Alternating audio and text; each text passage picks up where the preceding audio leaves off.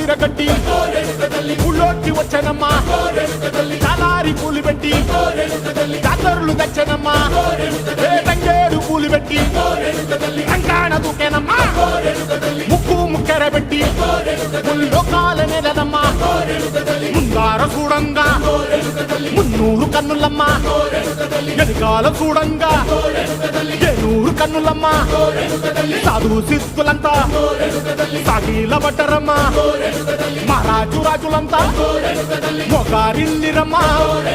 కోరిక కోరంగా రంగులు పూసినాము